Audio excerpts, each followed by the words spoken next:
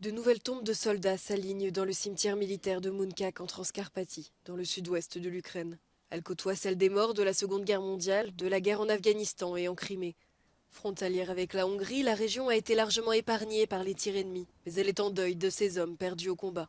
Alexander pleure son père décédé il y a 3 mois lors d'un déploiement. Да, було дуже больно. Стояв в ту мить біля мами і почув від його ровесника, що тато дійсно помер. Було дуже больно, шокіруюче. Мама зразу не повірила, бо був таким настроєм передані ті слова, що в хлопця просто був мандраж. Він не розумівся, що сталося взагалі. І отак. Дуже було больно. Не можна було повірити в ту секунду, просто як пулею вистрілило тобі в голову. À seulement 20 ans, Alexander doit maintenant soutenir financièrement sa mère et ses 2 frères et sœurs. Pour cette raison, il ne sera pas recruté par l'armée.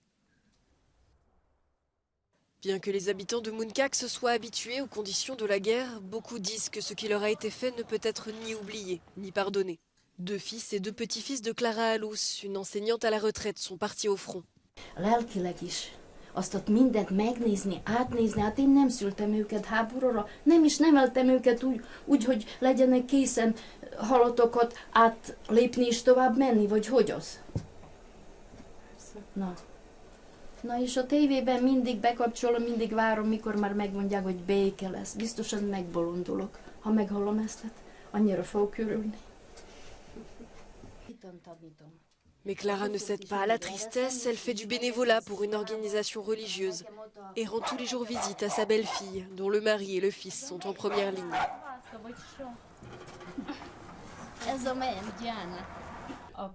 Ensemble, elles parlent de leur inquiétude pour leurs proches partis au front. Ні, Домінік дуже сильно допомагає, що треба, то робить. Дашка переживає, кожен вечір її плаче, що хоче папу. Хочу, бо ця війна закінчила. І все, повернувся додому, живий, здоровий.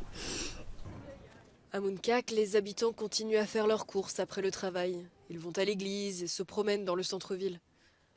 On ne voit les hommes en âge d'être militaires qu'en uniforme. Certains d'entre eux prennent des photos avec leur famille avant de partir au front. Bár Kárpátalján jelenleg nem dúlnak harcok, az itt élők lelkében még sincs nyugalom. A kamaszoknak sokszor egyik pillanatról a másikra kell felnőniük, az asszonyoknak pedig meg kell tanulniuk egyedül is boldogulni. Az itt élők alkalmazkodtak a háborús körülményekhez, bár mindenki, akivel beszéltünk, azt mondja, egyetlen vágya van, mi hamarabb béke legyen. Senuda Nóra, Euronews, Munkács, Kárpátalja.